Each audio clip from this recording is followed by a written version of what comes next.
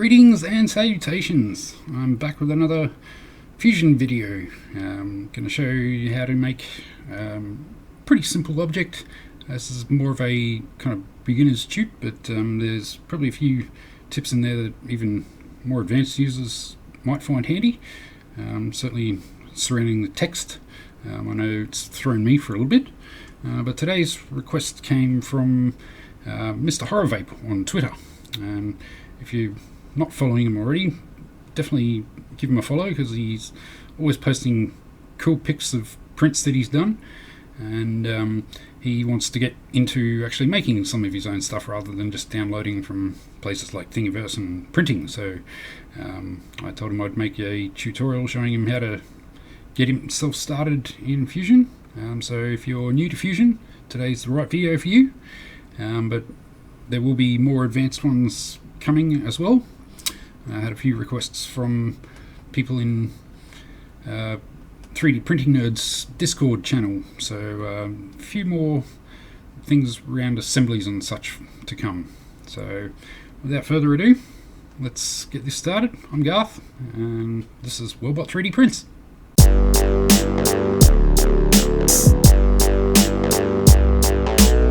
Alright, so here we are in Fusion, and if you've never used Fusion before, this will generally be what you are presented with when you first open it up. Just to show you, Mr. Horrorvape wanted to create this sign, which the Japanese actually says "Toire o kirei ni tsukate itadaki arigatou gozaimasu," which pretty much means please use the toilet cleanly. So as you can tell, their translation was not quite accurate and somewhat amusing. So yeah, I'm going to show you how to go about creating that today, and we'll go over some of the potential issues that can prop up when trying to do this. So given this is for people who've probably never used Fusion before, I'll take it pretty slow. So first thing we want to do in Fusion is create a sketch, which will give us the profile for the shape that we want to create. So we click on Create Sketch up there, and then we can choose one of these three planes to create our sketch on. I'll just do it on the bottom plane.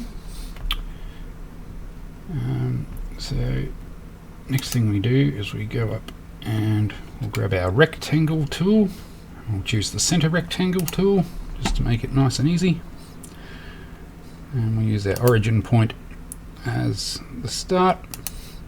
We'll click. As you can see, we've got a rectangle with blue edges, and the reason why they're blue is because it's not completely constrained. That's not necessarily a bad thing. Sometimes it's better to leave it not constrained, especially if you're not 100% sure what you're doing with it. Other times it's better to constrain it. So in this case, because Mr. Horrorvape told me that he wanted the sign to be about 12 inches by 6 inches, we'll constrain it by setting some dimensions. So we'll go back to our sketch tools and down to a sketch dimension, and then you click on the blue line, drag it out, and gives us a little measurement box to type in. And my default units are in millimeters. Whether yours are or not, I'm not sure, but even though it is in millimeters, you can still type in 12 IN, and it automatically converts 12 inches into 304.8 millimeters. So we'll go over to the side here, set another dimension, and we'll make that one 6 inches. So now you can see all the edges have turned black, and that means it's completely constrained. And as I said, it doesn't matter if it is completely constrained or not. You can still perform this next operation whether it is or not. It's just always better to constrain it with measurements if you do know your measurements, and sometimes even if you don't, because it's easy enough to change. So next thing we want to do is create extrude. I'll just rotate our view a little bit, and just rotate it by holding shift and middle mouse button, and you can rotate around. And then we just drag this little arrow up, or you can type in the box whatever the dimensions are that you want. I think 5mm should be enough for a sign. You may be able to get away with less, but I guess that depends on your printer and all that kind of stuff. I don't have an FDM printer, so I'm not sure how thick it would be to maintain its structural integrity. Alright, so we've got a little box there ready to put some text on. So we'll go back up to create sketch. Rather than click on one of the origin planes this time, I'm just going to click on that top face, because we want the text to be on that top face. Sometimes you would be better off to create it on a plane rather than a face, but if you're doing something simple like this, it's often just as easy to do that. So we come back up here and go to our text tool, and we'll just click somewhere.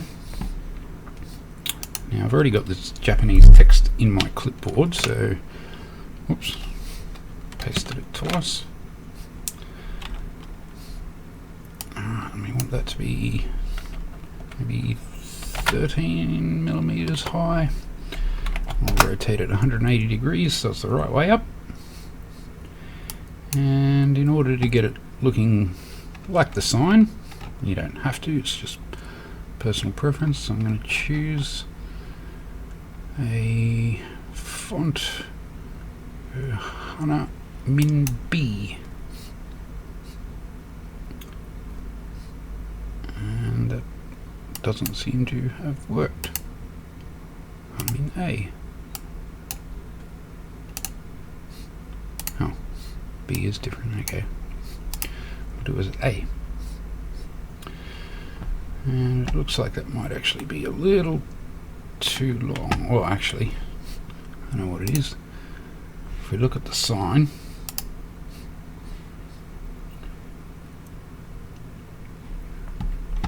it ends there, so we'll just chop that bit of the text off and put that on another line, because for some strange reason I don't know how to do multiple lines of text with a single text tool, as it were. So we'll have to do it on 2 lines. Let's have a look what that looks like. Bold.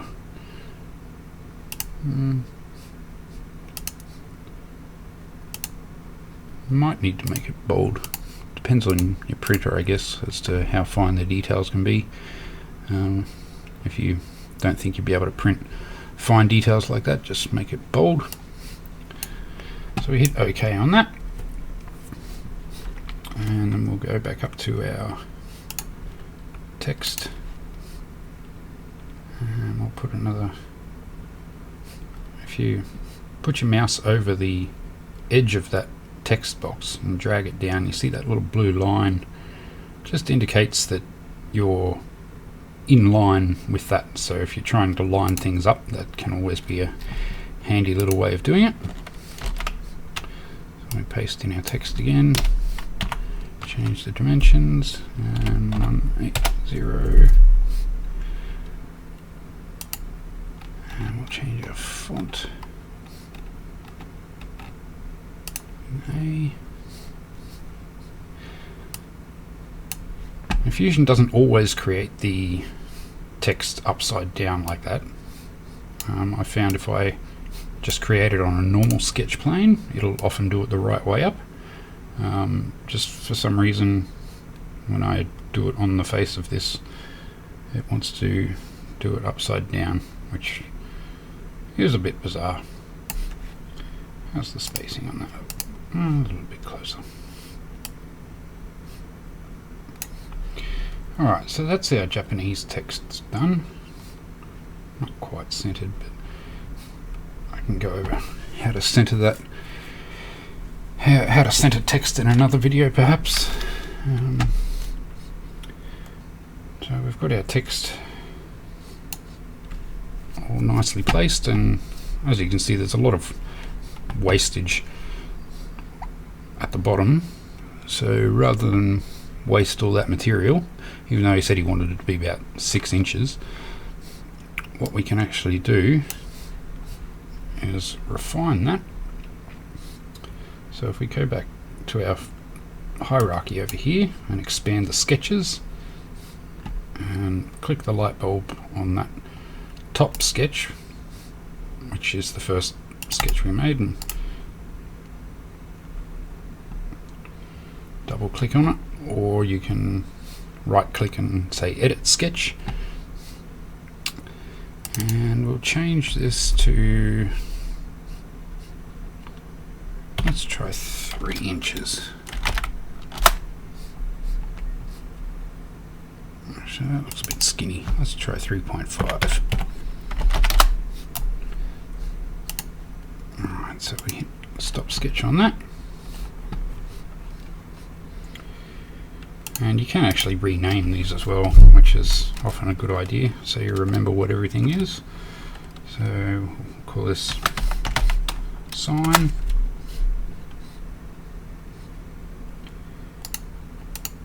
Call that one Japanese text.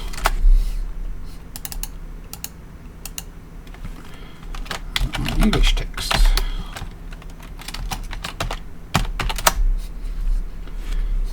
Makes it a little bit easier to find, because sometimes when you're like me you can end up with 30 or 40 different sketches in various projects, and can get quite hefty. So what we'll do is you click the top, actually we don't want to click the top one, we just want the Japanese, and hold down Control and click the English text as well. And actually we'll click stop sketch first. So we've got those selected.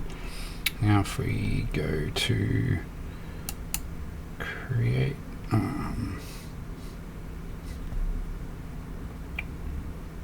modify, move, I should have used the sketch objects. So we want to move our sketch objects, so we select that, and now we have to select them again. That's alright. So we select our 3 objects, and you can see up here it says 3 selected. So now we can just drag those down.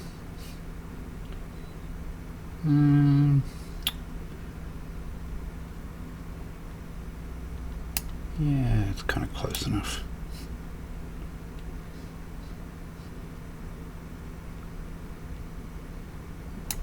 Now let's make that 2.5.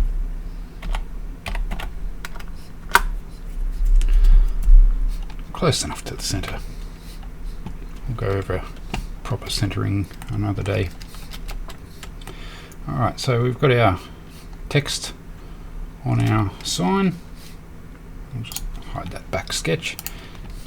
So the next thing you want to do is extrude that text from the sign so that it'll stand out. Select just the top one. Go create, extrude. It's all the way out there for some reason. Drag that up, and you can see down here we get a little error. Tool body creation failed. Now that can mean a number of things. The first way you can possibly solve it is if we go back into our sketch and click on that text to select it so it's a bit brighter blue, right click on it, and say explode text. And what that actually does is kind of traces the outline of the text and breaks it up into individual profiles.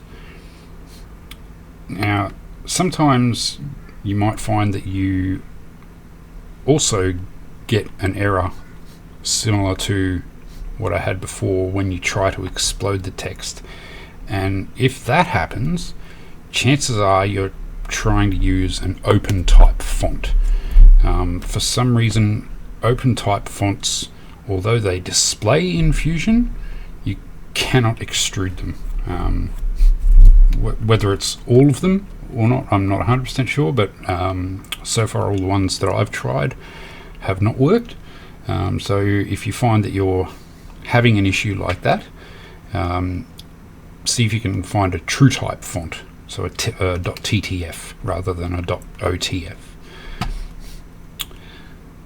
So now that we've got that, we can just go stop sketch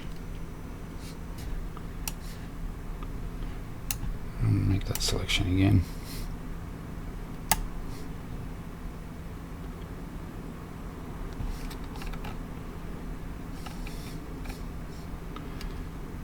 Hold down Shift and left click to deselect those faces,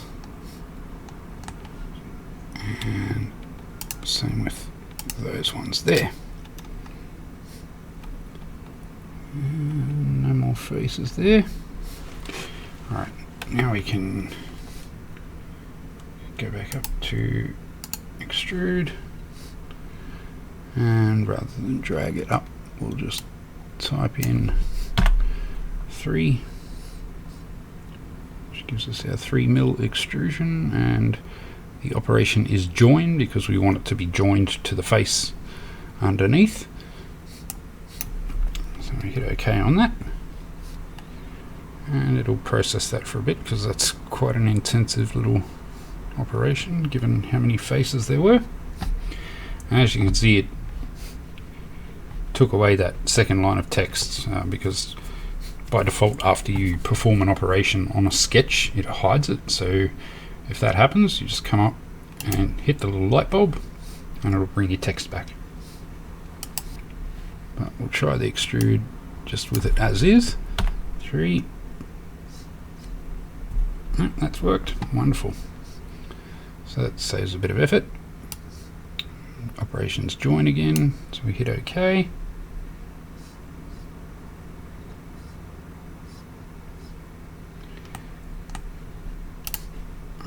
Now, I have a feeling this one might need to be exploded as well. Possibly it's got something to do with the amount of text, but we'll try it anyway.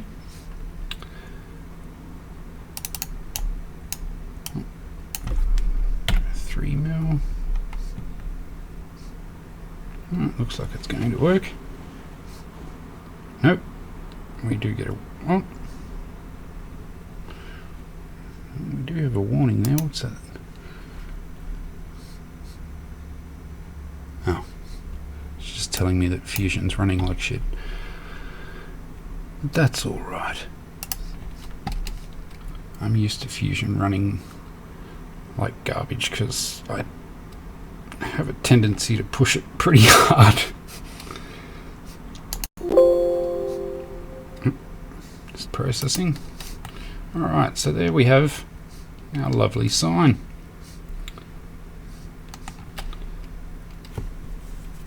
Now you could go through and colour those, whether you choose to do that in Fusion or in your slicer. If you're doing a multicolour print, I guess would be up to you.